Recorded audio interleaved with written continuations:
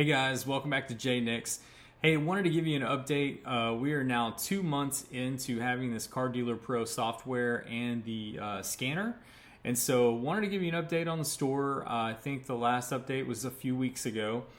So everything was going along great and it still is. So here we are. This is the store page. You can see now we're up to 61 followers, which is good. Trying to increase that. I think I can probably do it by adding some business cards or like some little marketing materials to each shipment. Just an added cost on those, but I think maybe that will help out. You can also see it is 2,957 items listed, although I think there's more. I think we've got more than 2,900. Yeah, so active listings 3,087. So it's going to be that we've got multiples. That's what it is. So we got multiples of certain listings. So individual listings, there was 2,900, and then we've got a different quantity. Or no, here it is. Sorry, quantity 3,781. Our listings. I wonder why that number was like that. Either way, this is where we're at right now. 3,000 listings. When we started this, we were at 100 listings 2 months ago. So it's been exactly 2 months. We were at 100 listings. We're now almost, and I know that I've probably sold 10 today, so let's just say we've done 3,000 listings in 2 months, which is awesome. I don't spend more than like 30 minutes to an hour and a half a day doing listings, and that's not even every day. That's like a few days a week. I do ship every weekday, so Monday through Friday I am doing the shipping, and that can take between 20 minutes to an hour depending on how many shipments we have. So like today, if I go up here, we've got 7. We have 7 more today. I printed labels earlier this morning. I think I printed like 8. So 15 for the day. That'll probably take me 30 minutes to do 15 shipments. My process is a little bit different, so it takes me a little bit on each card, especially when they're individual cards. So let's just get right into it. And I want to go into the performance of the store. So the performance, you can see the last 7 days, we're staying consistent. The idea was to get something that was going to do $1,000 in sales per week. And the scanner and the Car Dealer Pro software has helped me get to that point. This does not include, if I click the number, you're going to see there are no auctions. So these are all fixed price sales. Okay, and this is what really makes a difference in my opinion. I can go in and set up 1,000 of those listings for auction if I wanted to, if that was really what I wanted to do. Most of those cards are going to be between $1 and like $5. So there's a good chance that I'm either not going to get that price that I want, or it just may not even get a bid at all. But everything is set on an individual card basis at $1 shipping, unless it is over $20, and then we go with the ground advantage. But I price everything reasonably. My shipping is reasonable as well. And you'll see here that, we're doing a pretty high quantity. We're at 66 items so far the last 7 days. Average sale price being $16. Great. I think there was one set in there that sold, which was kind of a high dollar one, maybe $200, something like that, and that brings this average up. But most of the time, I'm going to be around $10 on the average sale price, because that does include slabs. I do have slabs listed as well. But I think that this is a really good indicator because we're really consistent on this. 1,000 a week in sales. You can see here net of 752. This is a little bit lower than expected on 1,050 because normally I'm netting 76% of the sales. And so you can see this is slightly below 75%. So I'm not sure if that was due to maybe some shipping on the sets, something like that, where I charge $5, but the shipping actually cost me $8. I don't know. But either way, it's not too far off. So about 75% is really what you're going to walk away from selling singles and selling it in the way that I'm doing it, which is $1 for shipping and 99-cent cards all the way up to $5, $10, $20, $100 cards, right? So let's look at the summary again. You'll be able to see like the 31 days. So 31 days, 3,300 in sales. 90 days, we're still over that $12,000 mark. So, and that's where we want to be. We want to be over the $12,000 mark. That is going to be that $1,000 a week level. And then here's that breakdown. This is what I was going to show you. So 24% is the percentage of total sales is going to be the costs, right? So out of 3,300 in total sales, we're going to net 2,333.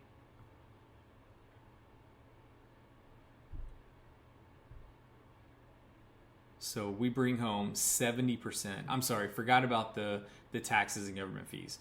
So 70% is really what you're bringing home. And I see a lot of posts on Facebook, a lot in these groups that's like fee-bay. I get it. I totally understand where you're coming from with that. But you got to know going into it. You just have to know. You know, you're in front of so many people. I mean, look at my listing impressions. I got 500,000 listing impressions. You know, where else are you going to get that? I don't know anywhere else where you're going to get 500,000 listing impressions. The other thing is they do all the taxes and stuff for you. Their shipping is integrated. It's so set up in there. You know, they make it so user friendly to get your labels, print your labels, do returns, everything. Everything is so easy. Really, all I have to do is spend an hour to an hour and a half listing, an hour doing shipping, and that's it. That's like my daily routine. And sometimes not even the listing side of things. So if you're looking at building a side hustle, this is highly recommended, especially if this is already your hobby. I recommend it. I get questions sometimes. So I get questions like on Facebook. I have some things listed on Facebook Marketplace, and I usually I don't like to give out unsolicited advice, but if I were talking to someone, you know, face to face, they're asking me about this side hustle and how they can make it work. The first thing I would tell them is you have to sell what you know. All right.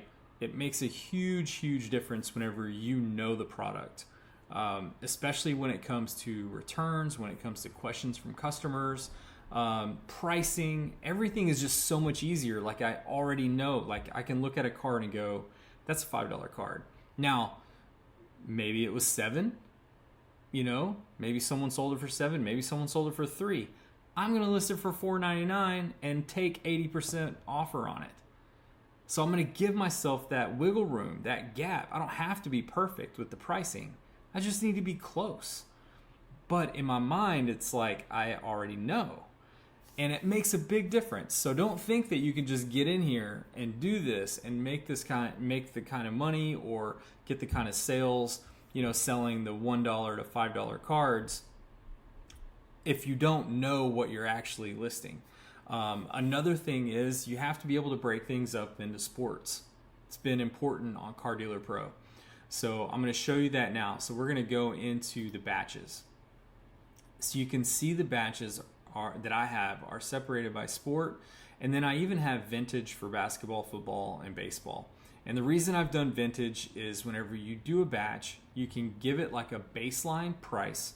Normally mine starts at 99 cents, and you can give it a baseline condition. So in the basketball, football, baseball, I set everything at excellent. Unless I know it's a stack of like 1954, which I got in a garage sale and they're not excellent, then I might change that batch to like very good. But the idea is if I've got 100 cards and I know 80 of them are in excellent condition and maybe the other 20 are maybe very good or poor, I don't have to fix as many, right? And so that's one thing that I'll recommend. So doing the vintage cards all together, especially cards that are similar value, maybe even similar years and sets, that makes a difference too. So I'll show you what that looks like here with the football. So another key thing that I realized was Car Dealer Pro's software, you know, their AI that they use kind of pre-fill everything in here. So like this card is a Mark Brunell rookie card. when I scanned this and I imported it, it picked up Mark Brunell. It knew the card number. It picked everything up automatically. All right. Everything in here. So it does 99% of the work for you. The only thing you have to do is you change the sale price if you want. The sale price here of 99 cents, that's my baseline. The card's in good condition, so I can click ready to list right away because it picked up all the information on this.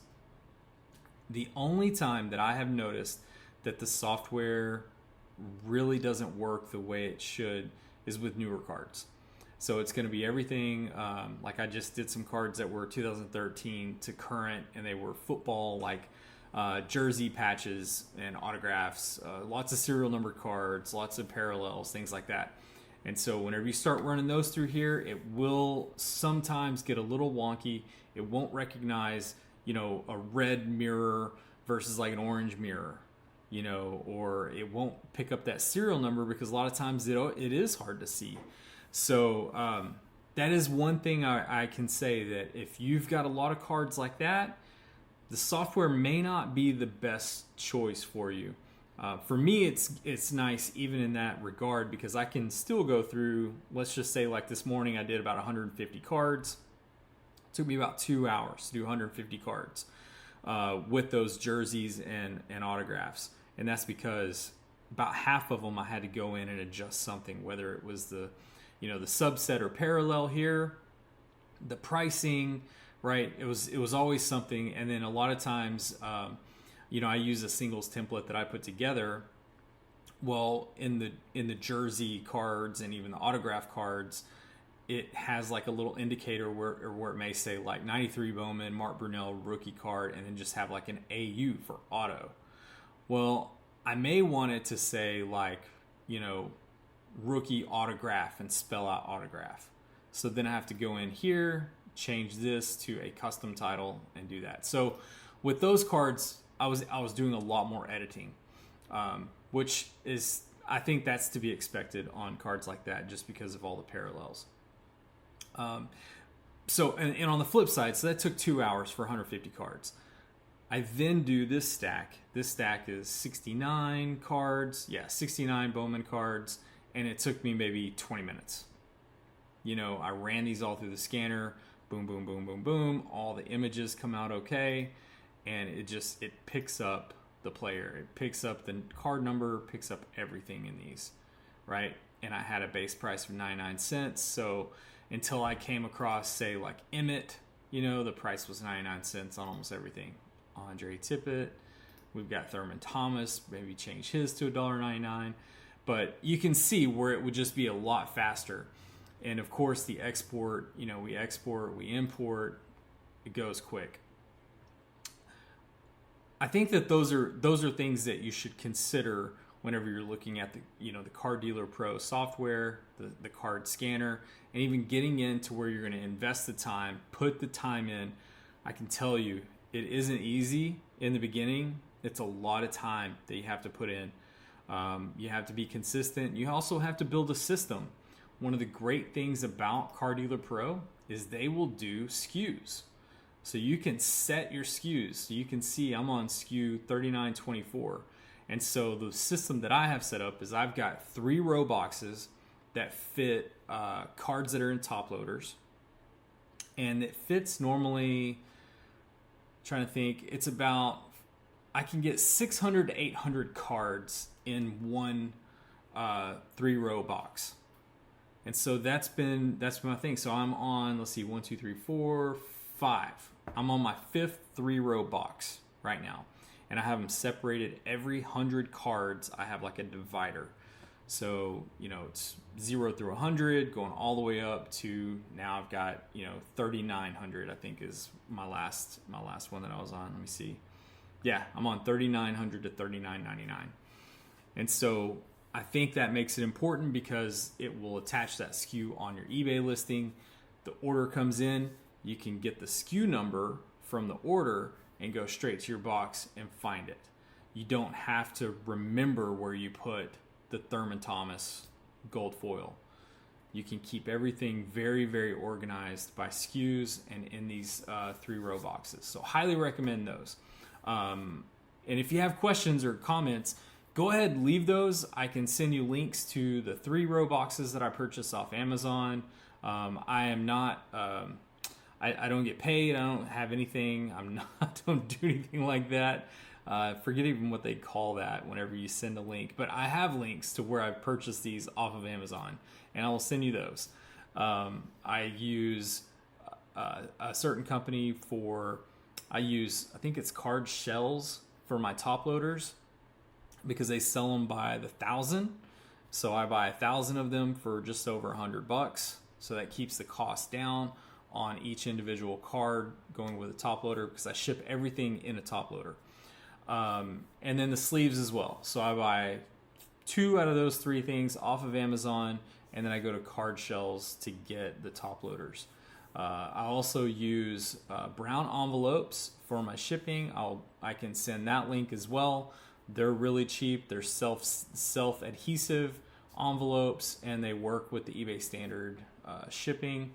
And then I personally enjoy like putting a little touch on there, which is I've got a sticker with the logo, and then I'll attach that to almost like a seal of sorts, where you see where they use the ring and the wax. I just have a sticker, and I do that on all the packages. So if you ever order from me and you see that it's opened, that means that card is probably gone, because they ripped that sticker. But either way, so it does keep everything down. So I charge $1 for shipping, and then it's 69 cents for the label, and then I've got 30 cents to play with there with the envelope, the top loader, the sleeve, the team bag that I put everything in, and then the sticker. So most likely I'm just breaking even on the shipping when it comes to those. And then I did notice on like a $1.99 purchase, I net $1 out of that deal, or close to it. I think it's like 90 cents. So when it's all said and done. So anyway, if you have any questions, any comments, anything about my eBay store, go ahead, leave them on the video here. I'll be happy to chat with you. You can also find me on Facebook and Instagram at jnixcards, and then obviously on YouTube, jnix. So, all right, till next time, guys. Thanks.